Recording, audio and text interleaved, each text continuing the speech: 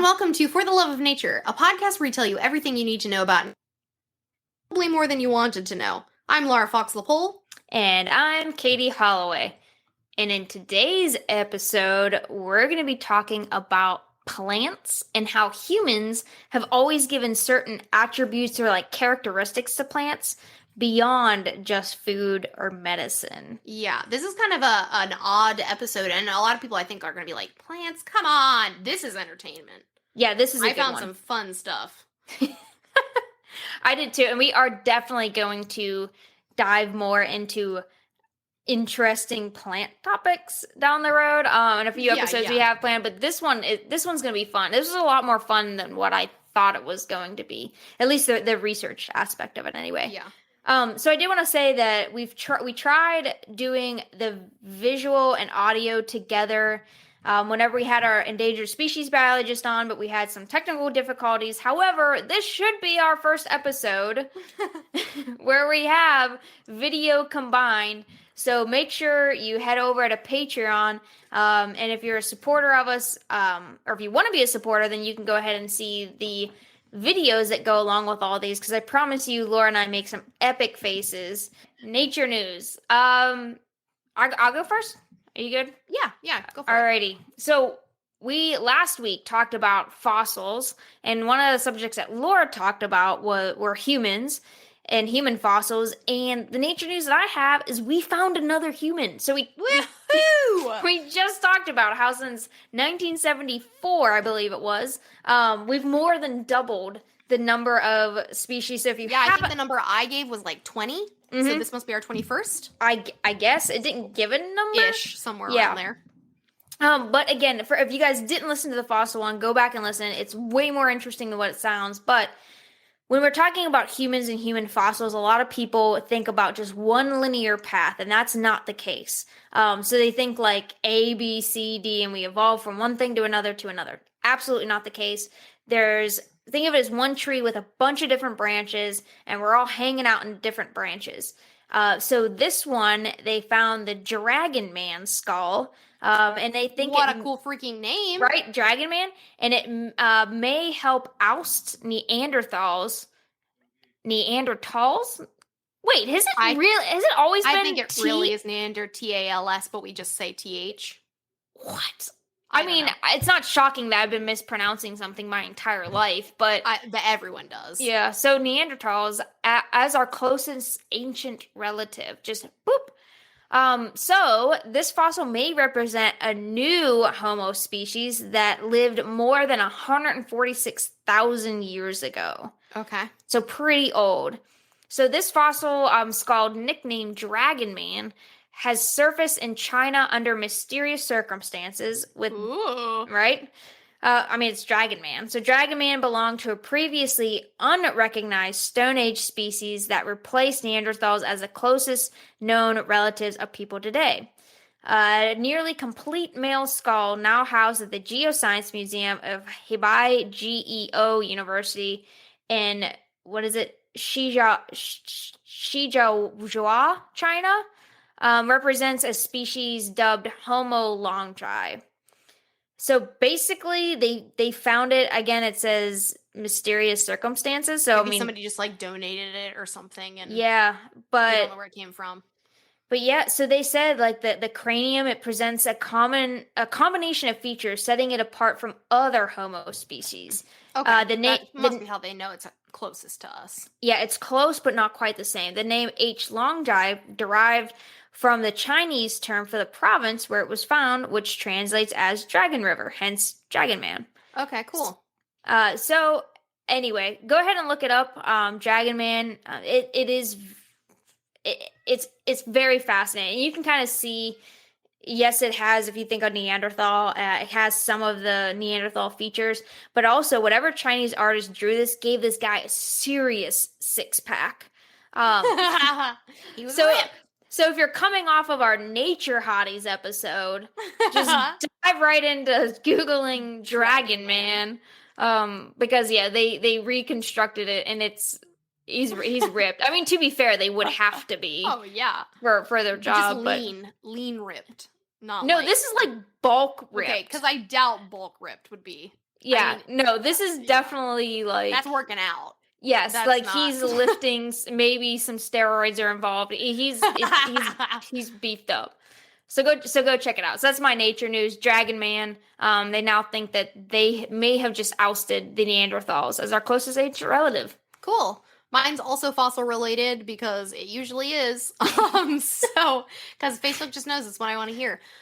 So my article is titled "Why the Jurassic Coast is One of the Best Fossil Collecting Sites on Earth." And it's called the Jurassic Coast is 155 kilometer stretch of beach from Dorset to East Devon in the UK. And it's been a World Heritage Site since 2001 because it's known as one of the most extraordinary fossil collecting sites on Earth. It is. I'm always jealous of people who find stuff here. It's that, and then the Marsala Shale, I think, is the other one that you're like, okay. Yeah, not fair. This one, so because of the cliffs along the beach that are constantly eroding, it is constantly showing mostly marine life because it was all under the ocean. But like they find ammonites and all sorts of cool things. And the really cool part of this that makes me really want to visit it is, in most parts of the world, fossils are considered property of the state. And even where it's not the case, there's usually a lot of laws that, make amateur collecting hard. But not on the Jurassic Coast. Because not even fair. Right, because the fossils will be destroyed so quickly at the base of the cliffs from the waves, they just let people collect them so that they can at least get the reports of what people are finding. Yeah. Man. So cool. Jealous. Yeah. All right, so that's my nature news. If you want to find some fossils, go visit the Jurassic Coast. Is the UK open for travel from COVID?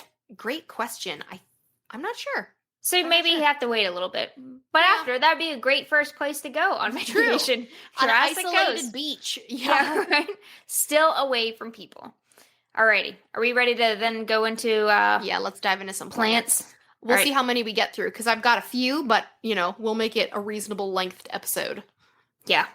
I think I have 3. I have 3. I do too, but I don't know how long it'll take me, so we'll see. Alrighty. So, my first plant that we're talking... So again, I'll go over what we're going to be talking about. So, we're talking about how humans have given certain attributes or characteristics to plants. And Laura and I both have kind of focused on superstitions, right? Yeah, or maybe not even like associations. Associations, yeah. Yeah. Because I feel like superstitions gives a bad connotation, but it is. Well, some of mine are definitely superstitious, but there was a point in time where people were like, "This is the thing." Some of these I wish. A lot of it's like mine. A lot of it's are like plant symbology or plant just odd associations. We teased out the mythology and didn't talk about that. We teased out the traditional medicine. We're not talking about that. It's really like, what does this plant stand for in ancient cultures and things like that. Or current cultures that we just can't get past, like my first one, which is a personal favorite of mine because I just can't not do it. And it's knocking on wood. Yes! I was wondering. So this one, you cheated. This isn't a plant, but I'm glad you're talking about it. It is a plant. It is totally a plant. Not a specific species. Well, any wood counts. So any tree and I do counts. It all the time. All the time. Now, I think with this one, it's presently agreed that it's a superstition. Yeah, I think for the most part. So why do I do it? No clue. But knocking on wood makes me feel better. Oh, yeah. Might as well not get that bad juju if I can help it. But it did, like I said earlier, it did used to hold a great power attribute that many gave to trees. So dating back to at least the 19th century, no one can really agree on where the origin of this, of where it started. One person will either say knock on wood or touch wood, which I can touch see some wood. I see why we've kind of, ventured away from that, but wood. Do not touch wood. Yes. So clarify, but I do think some in Europe do still say touch wood. Well, maybe it's just wood doesn't Americans. mean the same thing. Yeah, just Americans and us our perverts, dirty minds. So because you say knock on wood too, right? Yeah. Okay, I thought so. All right, so one lineage of this phrase has been traced back to Celtic times. Celts often believed that spirits and gods resided in trees, which, let's be real, we all know the Celts are true on this one. There definitely has to be stuff living in trees. And the Celts aren't the first or the last to believe this. Oh, I'm sure. Yep. The belief that spirits live in trees dates back to Greek mythology, where a dryad, who was a nature nymph, and it's just grown from there. So again, we're not going to get too much into the mythology, but dryad. Right. All right, and it's religions and cultures all over the world believe this. Yes. I feel like you probably couldn't find an ancient culture that didn't believe this in some form. Well, many other ancient cultures revered trees, from the Druids with their oaks to the Scandinavians with their ash, Siberians with birch, and the Chinese with their peach trees. They've all given, there's something about trees that humans have always been drawn to that we're like, wow. Even like we talked about in our tree episode, we're like, something is up with trees. We've always known it. We just can't figure it out yet. So ancient Egyptians also believed that their deities lived in trees. Dude, I'm literally going to talk about this. Okay, perfect, because that's all I say about it. Okay, good. So trees or wood in religion also have played a key role in our history in keeping it around for good luck. After the start of Christianity, many believed that they had a real piece of the wooden Christian cross, so they would touch it for good luck or well-spirited wishes. In Buddhism, there are also tree deities as well as in the Hindu religion. So really thinking about spirits in trees, has been around for long before Mother Tree and Disney's Pocahontas. Grandmother Willow. So going back to the Celts, however, they believed that by knocking on tree trunks, one would stir up a spirit or god, and they would protect you, or it could be a way to show a streak of gratitude or good luck. If I were a spirit in a tree, I don't know if I would bless the person. I'd probably be like, why are you knocking again? Yeah, right. Stop knocking on me. Stop touching me. Yeah. Curmudgeon tree spirit. You're right. So other historians have found that Celts also believe that knocking on tree trunks chase away any evil spirits or prevent them from listening in while they boasted about their luck, thereby preventing a reversal of fortune. Kind of Which like I think that's why I knock on wood. It's usually like, this is going so great, knock on wood. Yeah, so it's throwing back. Like a throwing salt over your shoulder after you spilled it kind of thing. Like, quick, poop, reverse it. Yeah. So other folklore historians say that knocking on wood has its origins much later in history, like much sooner than the Celts, and that it came from a British child's game. The game was called Tiggy Touchwood. And I'm not joking, but I did way more research on Tiggy Touchwood than I care to admit. And for a solid 15 minutes of research, I really did think, my brain just kept calling it Tuggy Touchwood. Oh my gosh. So many innuendos. Tiggy Touchwood. So very similar to the game of tag that we have here in the States. In Tiggy, children would be safe if they were touching any wood. Trees, tables, door frames, whatever they could find on the schoolyard playground. This game then almost became like a habit in nature and in nature to British children, thinking that by knocking on wood meant that you were just safe. Much like don't step on a crack. I feel like that has continued with me to adulthood.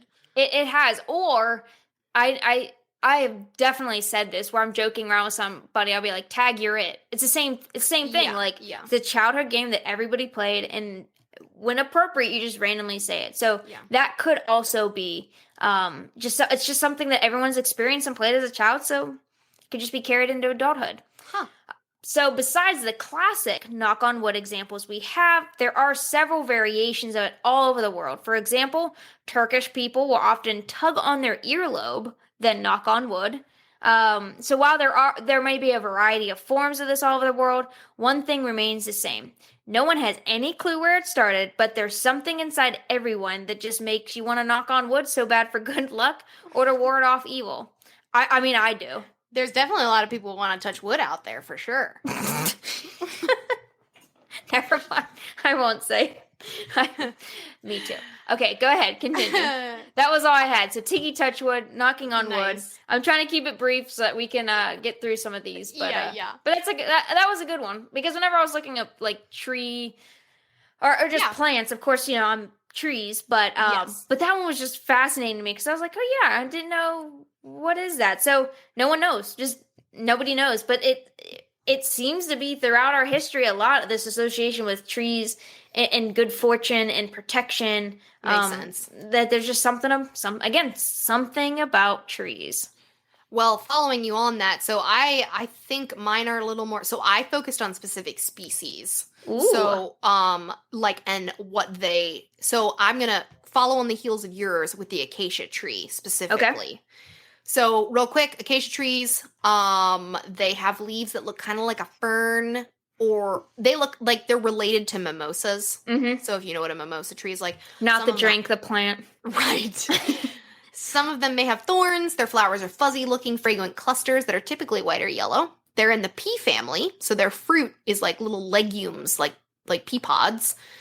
They were originally one genus of plant that's like thousands, but they were split into two groups around 2010. But everything I'm going to be talking about, it's all the same. They thought they were all the same. Okay. So wherever in the world. They're native to tropical and subtropical places such as Australia, Africa, and Hawaii. Okay, now that the background's out of the way, but here's the folklore.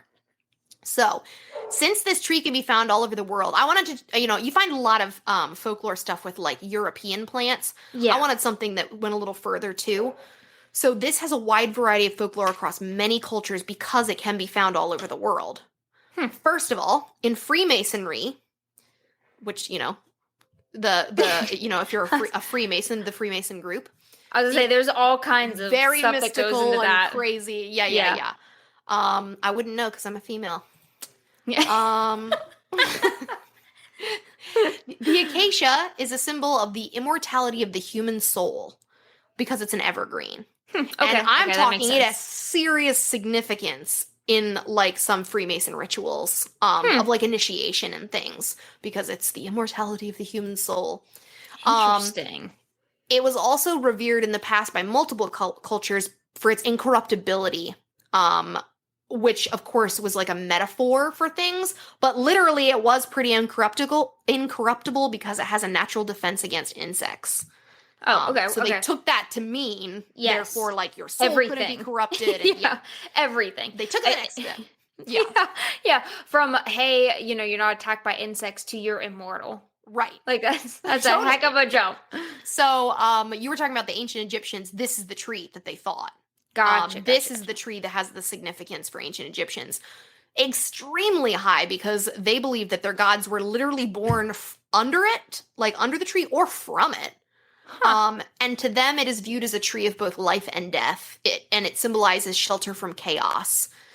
So, like I said, I'm not getting into big mythology. The main one is the god Osiris, who is entombed inside the acacia tree each year only to be reborn, so it was believed that he is inside of every acacia tree. Interesting. Okay. Yeah.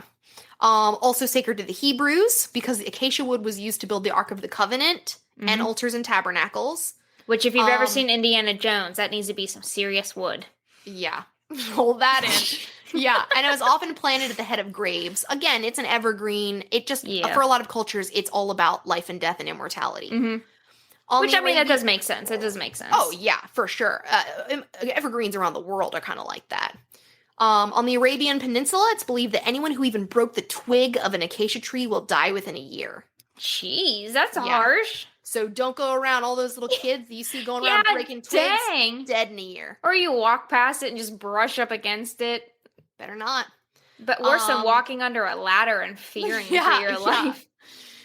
In China, the northern earth gods resided in acacia trees. And finally, in Europe, there's a couple of things. On a specific day of the year in Italy, women are given acacia flowers by those they love to symbolize their eternal love, which is kind of interesting. Because, usually think of like roses and other romantic flowers. Here's a tree. Yeah. Some believe in Europe that if you see this tree, it may mean love is coming your way. And seeing it blooming may mean that you're blessed and loved, or to remind you to love others. And then the Greek word for the plant also stands like it's the exact same word for the moral quality of innocence. So innocence and acacia are the same word. Gotcha. So this tree symbolizes life and death, shelter from chaos, love, and innocence. Very cool. A lot of cool associations all over. Yeah, I didn't know any of that. I mean, I didn't either. I'm not familiar with the acacia tree, but no, and I knew it has come up a lot in history, but I didn't know any specifics or anything. That was really cool. Alrighty, are you ready for my next one? Yipper. It also involves a tree. Who would have thought? But my last one isn't a tree involved, I promise. All right, so this one I'm going to talk about is dowsing, or commonly called water dowsing. We're getting a good variety. Like, you're getting like concepts, I'm getting specifics. Yeah. People are going to get a good variety of info in this episode. Well, if you don't know what water dowsing is, it's basically looking for water or a variety of other things with a U-shaped branch. Yeah, and some of my plant species specifically were used for this. Mm-hmm. Yeah, yes. And I'll probably name a couple of them then. Oh, yeah, that's fine. All right, so USGS defines dowsing as the general practice using a forked stick, rod, pendulum, or similar device to locate underground water, minerals, or other hidden or lost substances, and has been subject of discussion and controversy for hundreds, if not thousands of years. I remember doing it. We did it in 9th grade science class just to see, and we used 2 metal rods that cross. Yeah. And we were trying to find the water pipes in the school. It was fascinating. Whether or not it works. Yeah, it is interesting. So other names for water dowsing may go by are dependent upon what they are searching for. For instance, when looking for petroleum, which I didn't know that this was also used for petroleum, because again, everybody uses it to say about water. But when looking for petroleum in the U.S., it's called doodlebugging. Never heard of doodlebug in that context. Just reminds me of the tortoise. Doodlebug. Yeah, turtle. We knew a tortoise named Doodlebug. What if she could have found petroleum? Yeah, we just didn't know. That was her hidden gift. Not looking cute all the time, but finding petroleum. She could have made us so rich. Yeah. So those that utilize the practice of water dowsing, like specifically water dowsing, so petroleum, water doodling, but those that do water are called diviners or water witches, given their sometimes uncanny ability to find underground water. Yeah. So many have and still use traditional forked stick, which may come from a variety of trees, including willow, peach, and witch hazel. Which I knew about the willow and witch hazel, but I had no idea that they used a peach tree for it. There's a couple other trees that I read about in my research. They did too, but willow totally makes sense. Yes, if you're going to use a tree that lives near water, okay. Yes, makes sense. But yeah, peach trees just seems a little odd. So many believe that present day dowsing dates back to early 1500s. Let's see, early 1500s in Germany, when individuals would be looking for minerals. The sometimes very accurate appearing outcomes freaked out a lot of people, so much so early Christians said it broke the first biblical commandment of theirs, thinking that they must have another God who is helping them out. Whoa. So serious implications in early Germany. There were also wood-carved images of people dowsing around the same time frame in Germany, which the inscriptions of Glutrug, which loosely translates to luck rod. From Germany, when it immigrated to England, Germans took this practice of mineral finding with them to the mines in England. It was here in England that the word dowsing came out. And from not understanding the various German words for dowsing, the Brits basically misunderstood what the Germans were saying, and they started to use the word dowsing. Yeah. So they just, and it wasn't the luck rod, the Glutrog one. Right, because that doesn't sound like dowsing. No, it kept it kept going, and there were some other varieties of it. And then the Brits were like, oh yeah, dowsing. Yeah, we know what that is.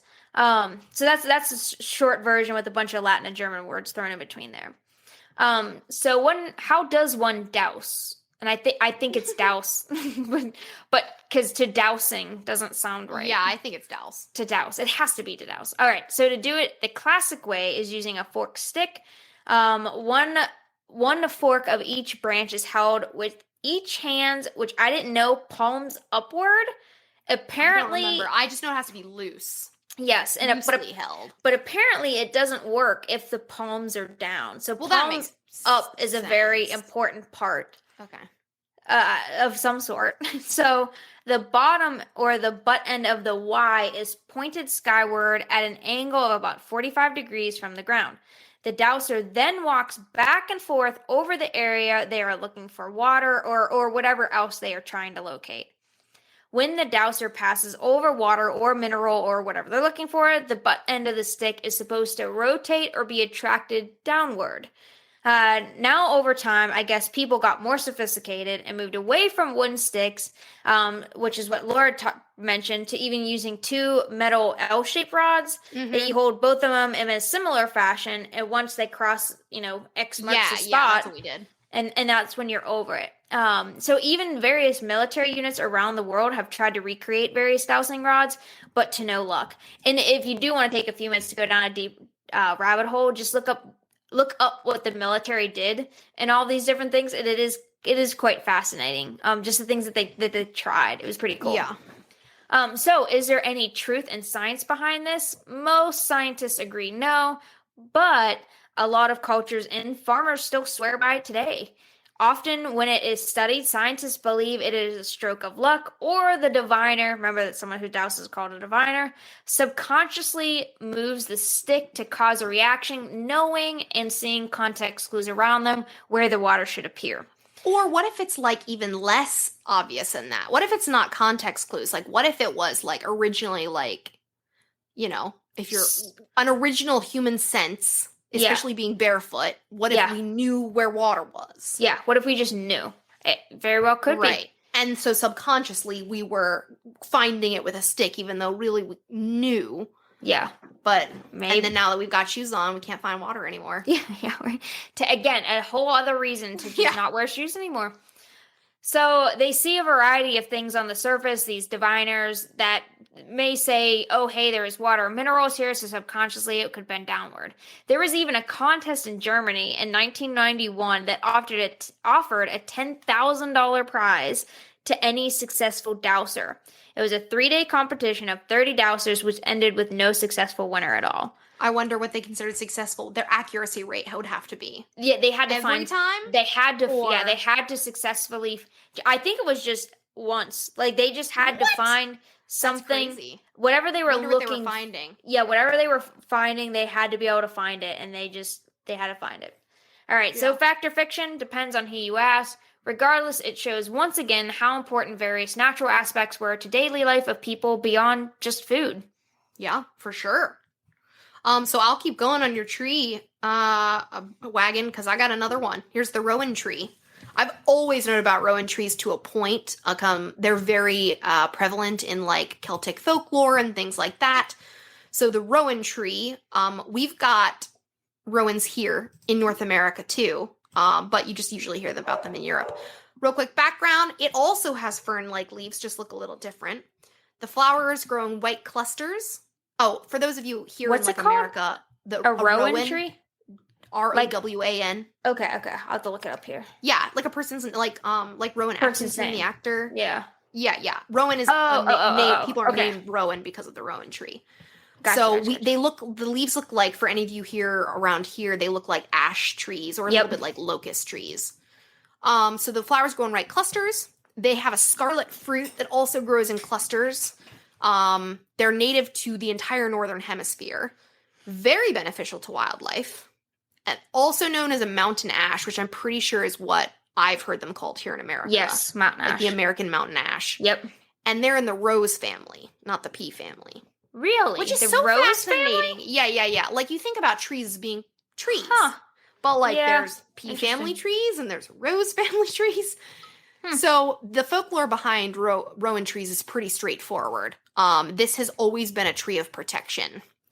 So the color red is believed to be the best color to protect against evil, which I think is pretty surprising considering the devil is often shown as red. True.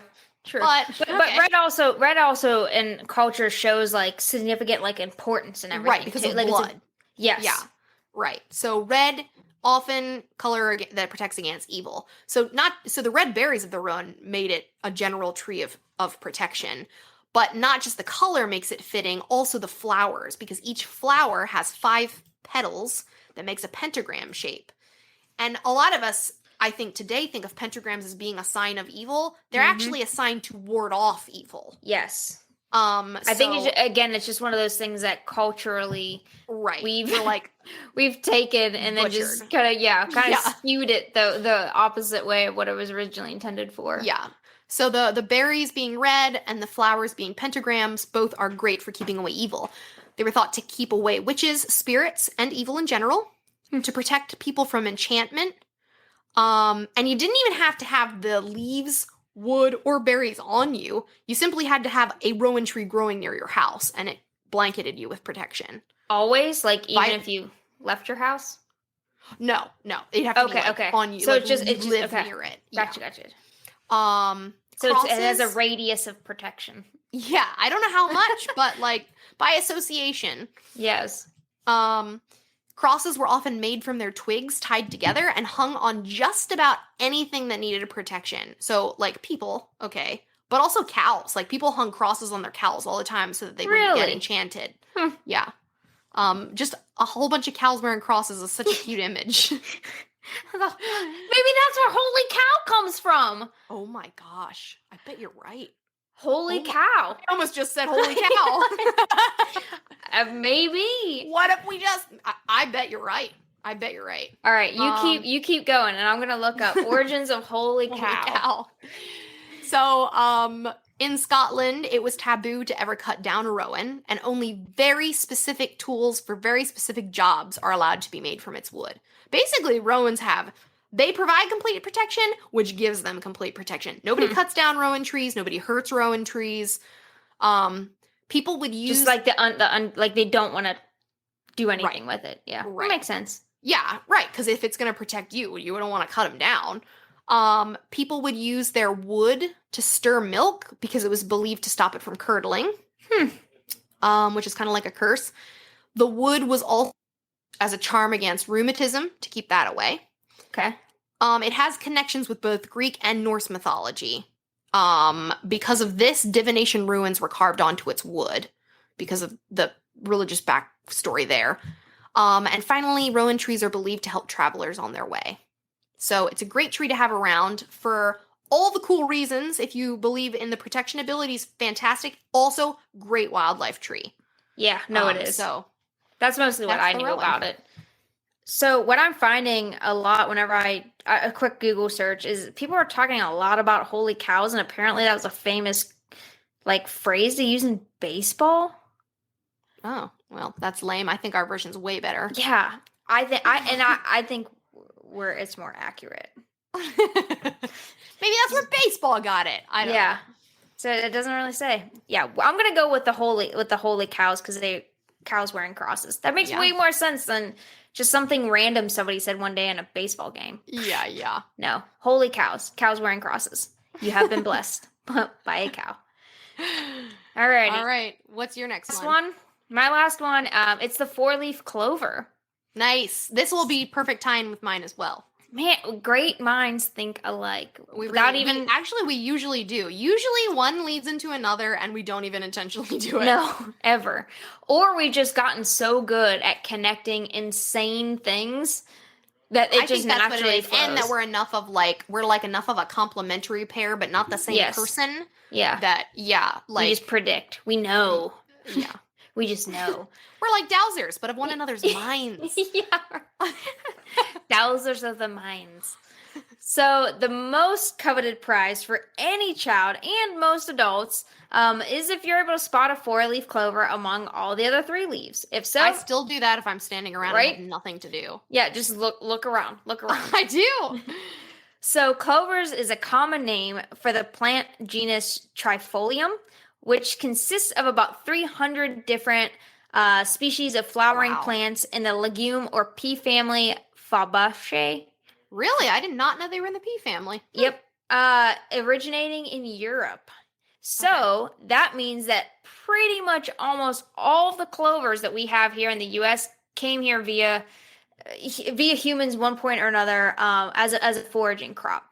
Currently, out of the 300 species, there are about 60 species here in the U.S., but oddly enough, only about 6 of these are found east of the Mississippi. Interesting. Mm-hmm. And of this number, it's debated as to what is actually native and what is not, because so many were brought over. Naturalized at this point. Yeah, it's so hard to tell. Because many clover species increase the nitrogen content in the soil, making it harsher than normal living environment for native species, these iconic clovers are sometimes to be considered an invasive species. But also, that's why they were planted, was to re-nitrogen the field. Yep. Yeah. Exactly. And again, it's the same thing as what we were talking about earlier, or was it last episode where we were talking about bringing stuff from one part to another? Yeah, last episode. Yeah, and so sometimes it has good implications and sometimes it does not. So this one is kind of like a 50-50. Yeah. So for those of you who don't know, invasive means a plant or animal which is displaced for one means or another and starts to damage in that new area to the point where they often take over and they're causing some sort of ecological harm. So basically every St. Patrick's Day, we're just parading around with an invasive species on our shirts, hats, decorations, and just spitting in the faces of every native plant. So just think about that next St. Patrick's Day in like 9 months from now. How rude you're being to native plants. All right.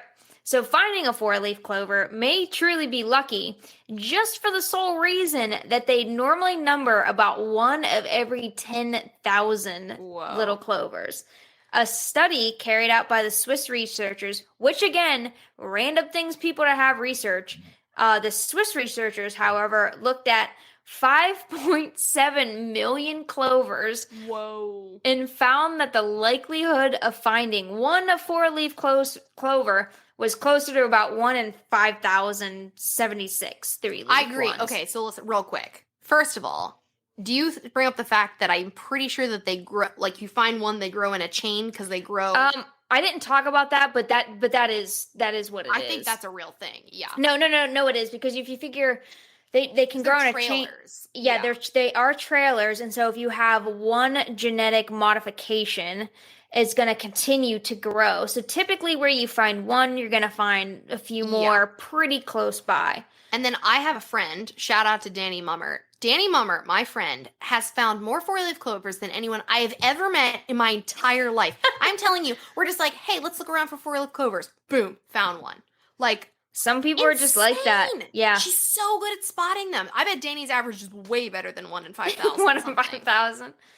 And 1 in 5,000 is still better than 10,000. But again, it all depends on the group you're looking at. You know what I mean? Like if it is genetics and trailing, so your odds are going to be different.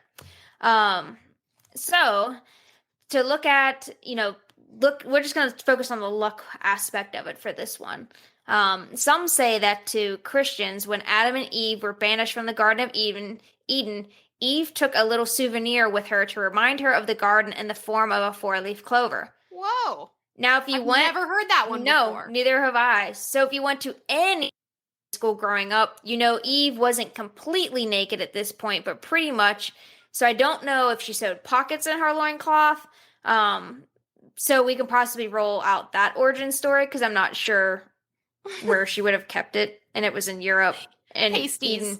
Yeah, right. Maybe that's why they're the shape. Or a lot of older, their high pocket. She just tucked it in her high pocket and just left the Garden of Eden. But just the origin of the clover and typically where they have known to live and where people think the Garden of Eden were, chances of that being a thing, pretty slim to nil. From here, though, other origin stories take us back to, once again, the Celts, of which the 4-leaf clover is most commonly associated. 4-leaf clovers to the Celts have always held unique magical powers of protection and were able to ward off evil and bad luck. It was also believed that anyone carrying a four-leaf clover could find and see fairies. So nice. So that's pretty cool. I never knew I never knew that aspect of it. I don't think I did either. I've of course heard like the Shamrock story. Being Catholic, I of course have heard of like the Shamrock Trinity. Yes. But not some of this four-leaf clover stuff. Well, apparently though, Celtic fairies weren't like the nice little fairies of our childhood stories. No. Yeah. Celtic fairies were dangerous. Mess with people. Right? And they would steal babies. They would either play deadly tricks or steal your children. Yes. And replace them with changelings. Right? Yeah. That's such a horrifying concept. That took, like, I was researching this. I'm like, four-leaf clovers. This is fun. And I'm like, holy shit, that took a turn for the dark. Fairies stealing my children? Yeah, I definitely think, though, like, the whole changeling thing, that's a story in of itself, and you should look it up because it's really interesting. But it was basically like, my baby's not making it, therefore it must not really be my baby, it must be a changeling. So I'm sure it made everyone feel much better. Yeah. That it wasn't your child. Yeah. Because they were going to die. Man, like, I mean, I know I would just be, if that was me as a mom, I would just be carrying pockets full of clovers everywhere. Yeah, just sprinkling them in the nursery. Yeah, just everywhere. Confetti. Just get rid of the little Celtic fairies. I wonder if a tattoo would work. Yeah, just everywhere. Like, just tattoo a four-leaf clover on you and, like, you're good. Hopefully it has the same power. So, like what you had just mentioned, though, so then after this, they saw that it was most notable with St. Patrick, hence St. Patrick's Day, went around Ireland telling people about Christianity, and he used what he often found around Ireland as a visual to describe the Holy Trinity, which were 3 leaf clovers. So between the good luck of the Celts and St. Patrick using them as a teaching tool, that is why we associate them so strongly with St. Patrick's Day. So whether you're warding off fairies from stealing your children or just want some good luck for the day, 4-leaf clovers have held significant symbolism and attributed them with luck for quite some time now. So to all the parents out there, hurry up quick, go find some clovers. Oh, jeez. Just of the 4-leaf kind, though. Yeah. 3 leaves won't do for keeping your children safe. Wow. Okay. Right? I'm also gonna, right on your heels, I'm coming with a plant that's specifically also associated with fairies, and that is foxgloves. Snatching babies, or do you not go? No, I don't think mine is that morbid. I mean, yes, to a point. Like, of course, it's still the same fairies we're talking about, but, I'm excited. They were like mischievous. Okay. So real quick, foxgloves, they're a flower, not a tree. They're native to Europe and Northwest Africa. They're a slender plant with tubular or bell-like flowers that are 6 feet tall. So 6 foot tall stalk, bell flowers hanging down that are pink, white, purple, red, or yellow. They are highly poisonous, but are used in traditional medicines. Just got to use them right. That's what I was going to say. I mean, like most mushrooms, you just have to know what you're doing.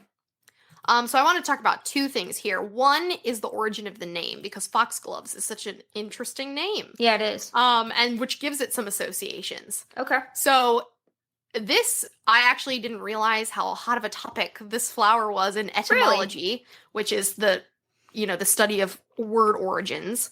There has been many theories as to how this thing got its name. But it seems like it's also known as fox fingers in some places. It's also known as witches' bells, dead man's bells, rabbit flowers. Yeah. Witches' bells, dead man's bells, rabbit flowers, ladies' thimbles, etc. But foxes don't have fingers. I don't know. But, so the thought here, at least with the foxglove and the fox fingers, is that it's believed that foxes used the flowers as gloves to either keep dew off their paws, which is maybe one of the cutest images ever. I was just going to say, that's adorable. All right. Or that the fairies put them on foxes to allow them to sneak into hen houses. So the fairies were like, making trouble, killing all everybody's chickens via foxes.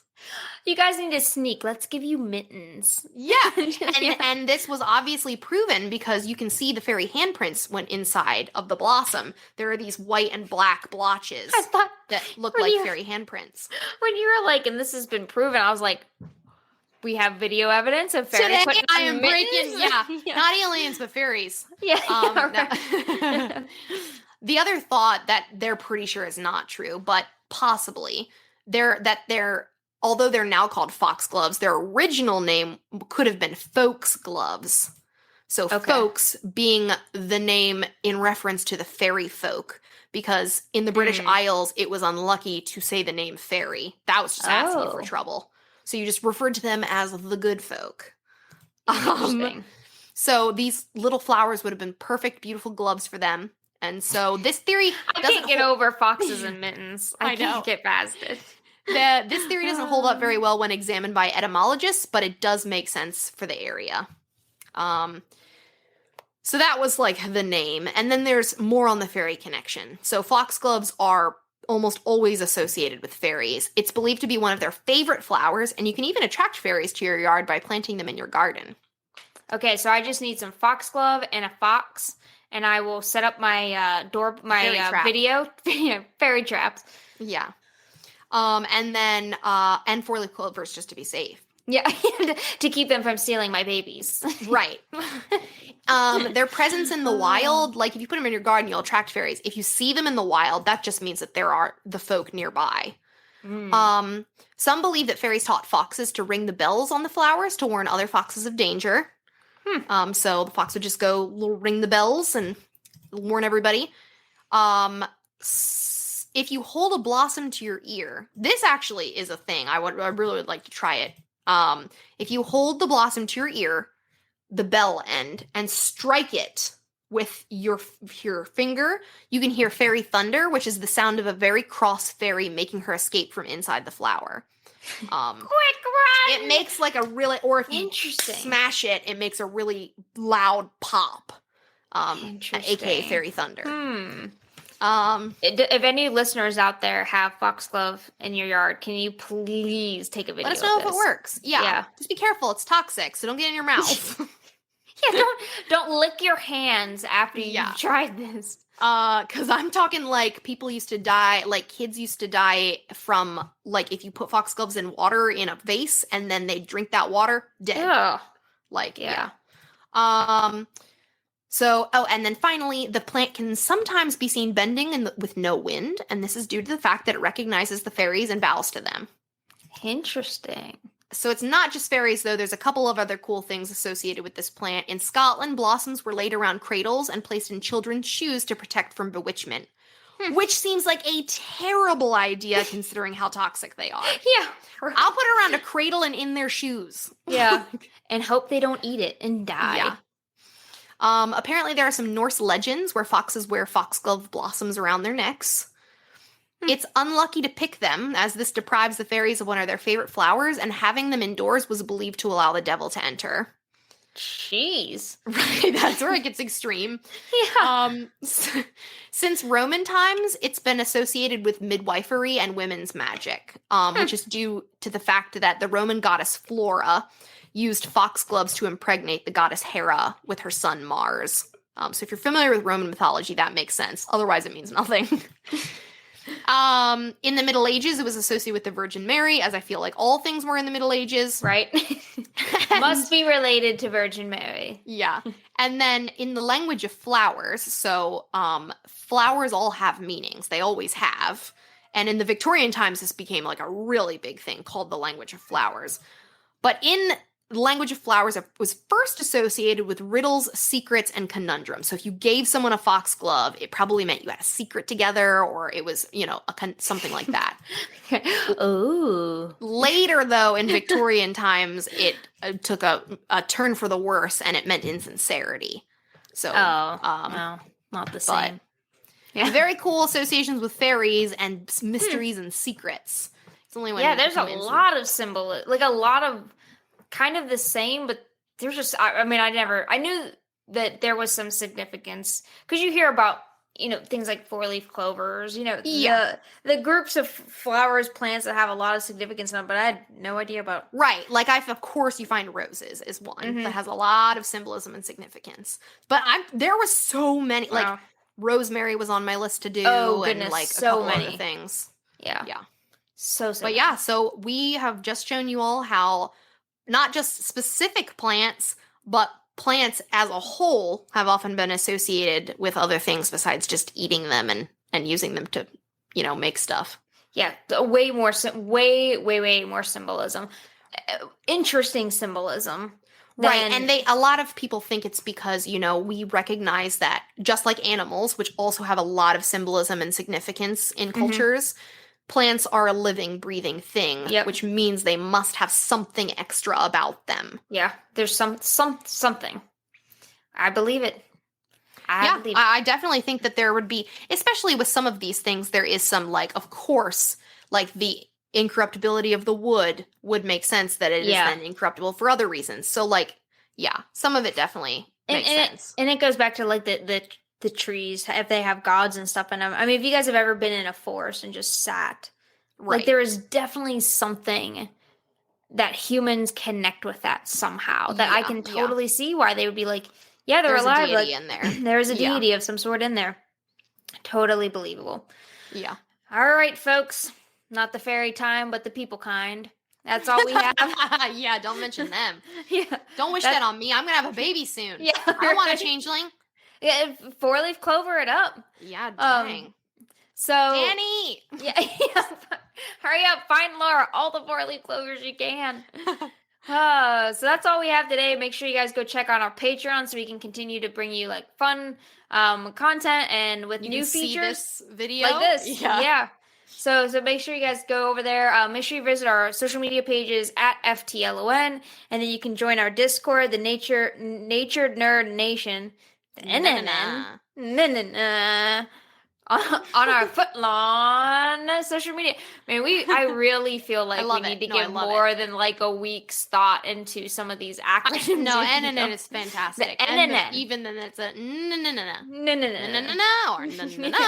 or there's so many ways it could be presented. So go on to the Discord and let us know what you think the NNN, how you would say it, and let us know. So that's it for this week, and we will talk to everyone next week then. Thanks for joining us. Bye. Bye.